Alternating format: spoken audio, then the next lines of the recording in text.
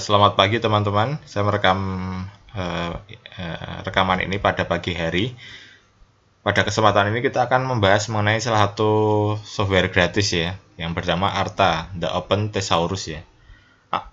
Software ini dapat dicari di lewat Google gitu ya, Arta software gitu.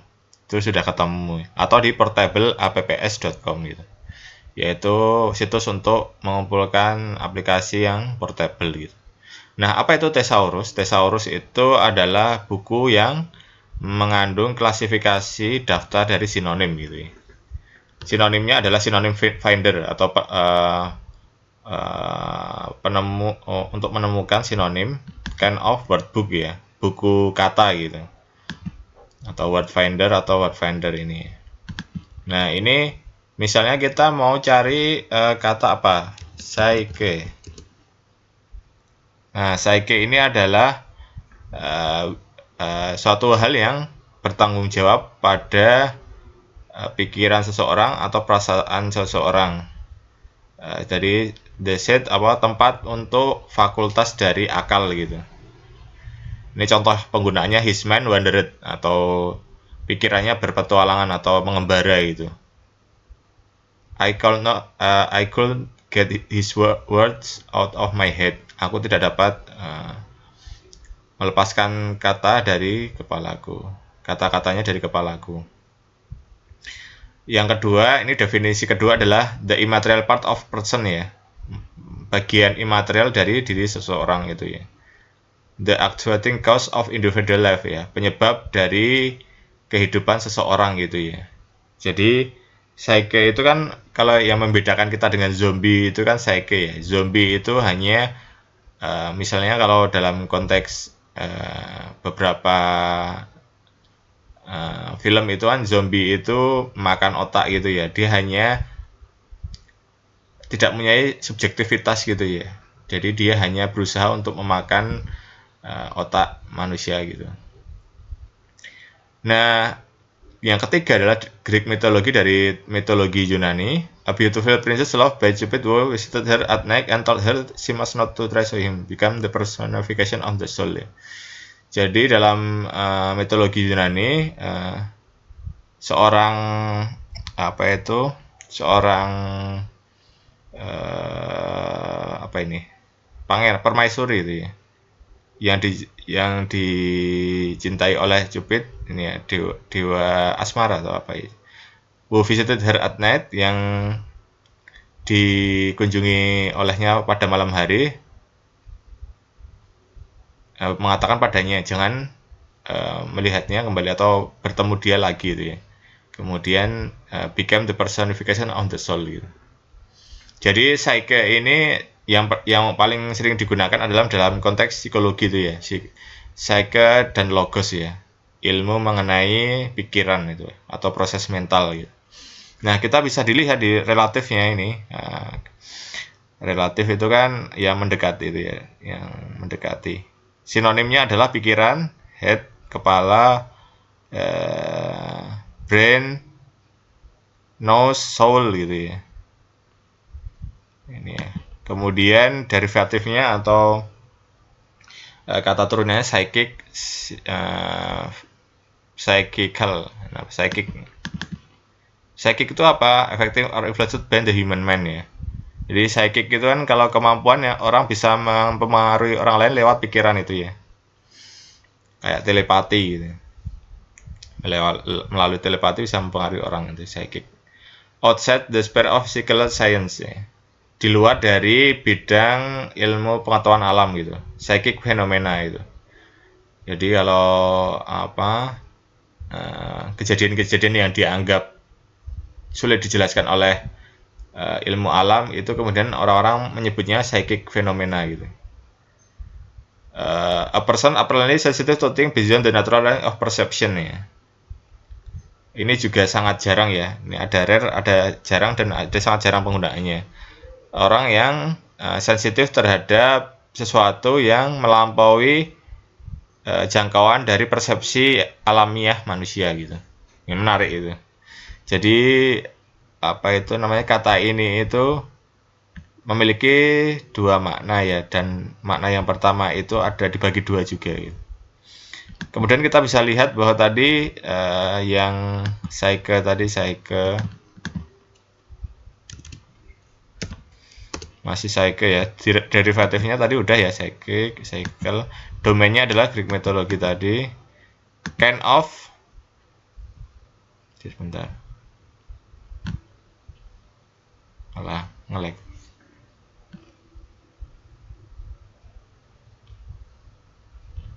Oh, ini malah yang sebelumnya. Yeah. Kind of cognition ya. Domainnya tadi adalah topiknya tadi Greek mythology ya, tadi soal konteks yang definisi ketiga. Kind of cognition ya, kognisi ya. Jadi psyche itu atau jiwa itu nanti ada kemiripan kind of cognition ya, kognisi ya, pikiran manusia. Kemudian knowledge ya, ilmu pengetahuan yang ada dalam diri manusia. Noesis itu saya agak lupa. Noesis itu Pak kayak semacam qualia itu bukan ya? The psychological result of perception and learning and reasoning. Jadi hasil psikologis dari persepsi dan pembelajaran, dan juga usaha-usaha untuk reasoning ya, atau berpikir itu ya.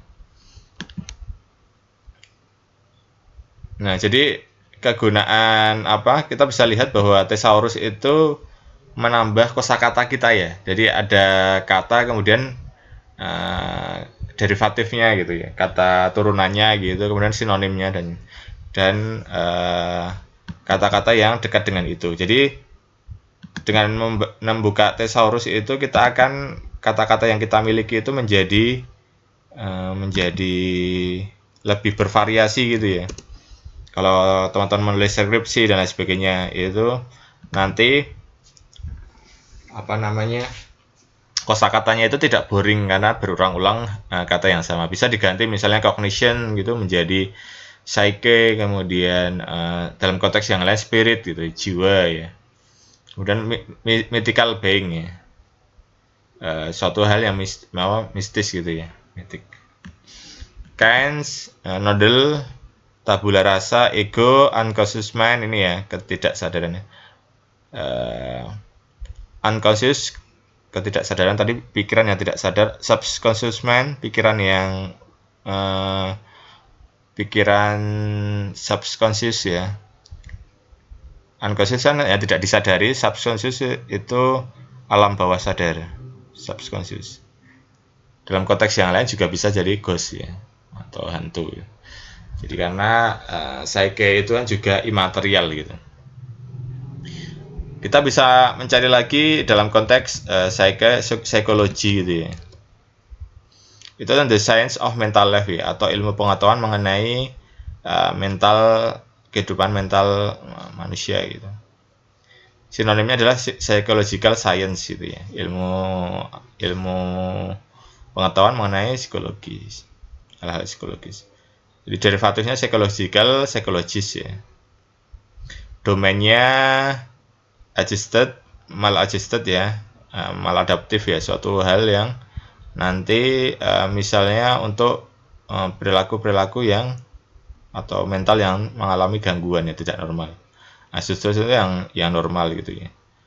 Extinguished, introjected, introversive, introvertif gitu ya. Extraversive, ambiversive ya. Jadi kayak introvert lebih suka beraktivitas sendiri, ekstrovert itu ya kehidupan sosial, lebih suka kecenderungannya untuk berinteraksi dengan orang lain gitu, atau ambivert, suatu hal yang gabungan keduanya gitu ya. Kemudian ada juga science, kind of science, disiplin ya, bidang ilmu. Jadi psikologi itu bidang ilmu. Kinds abnormal psychology, jenis-jenisnya ini ya. Jadi psikologi abnormal mempelajari mengenai gangguan mental seseorang. Psikopatologi itu juga hal yang patologis dari jiwa manusia. psikologi terapan, bagaimana menggunakan psikologi itu dalam bidang kehidupan manusia gitu ya. Psikologi terapan misalnya untuk mengintervensi pembelajaran di kelas ya dalam konteks pendidikan. Psikologi industri ya, seperti nanti ada irisan dengan manajemen gitu. Cognitive psychology, psikologi kognitif berhubungan dengan memori, atensi, dan lain sebagainya. Komparatif psychology, psikologi komparatif ya, membandingkan misalnya antar metodologi gitu ya, kuantitatif, kualitatif gitu. Animal psychology, psikologi animal, jadi psikologi juga tidak membatasi pada manusia, tapi juga hewan yang lebih rendah ya.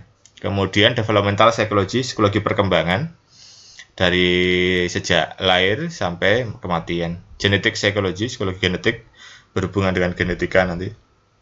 Nanti juga ada biopsikologi, neuroscience, dan lain sebagainya. Yang terakhir ini ada secara psikologi, dan sebenarnya masih banyak lagi ya di bawahnya ya. Ada differential psychology, experimental psychology, physiconomics, physiological psychology, neuropsychology, psikofisiologi, psikometri, psikometrika, social psychology, psikologi sosial. Jadi dengan membaca thesaurus itu apa ya, expand gitu ya, pikiran kita itu meluas gitu. Jadi ada kosakata terhubung dengan kosakata apa gitu. Jadi kalau pikiran itu seringkali dipapar oleh informasi itu dengan kata-kata yang berbeda-beda, itu nanti akan terbiasa untuk membaca teks-teks yang vocabnya cukup banyak gitu. Jadi dulu itu apa namanya? Memang capeknya di awal ya belajar misalnya kosakata seperti ini itu ya. Karena kita kan nyambi pasti pakai buku tertentu gitu ya. Dan awal-awalnya itu capek dulu. Jadi misalnya satu halaman itu bisa dibaca beberapa puluh menit gitu. Tapi lama-kelamaan kalau sudah terbiasa ingatannya jadi bertambah gitu, memorinya jadi tambah gitu karena kita sering baca arti definisi dari melalui thesaurus ini kita akan merasakan sendiri bagaimana pengetahuan itu menjadi nikmat itu ya. Mungkin itu teman-teman silakan explore sendiri itu ya dari aplikasi ini bisa sangat memudahkan teman-teman untuk belajar literatur yang ilmiah gitu ya dan kemudian menulis ya untuk agar tulisannya tidak membosankan itu bisa menggunakan sinonim yang atau kata-kata dekat dengan apa yang kita maksud itu. Mungkin itu ya teman-teman.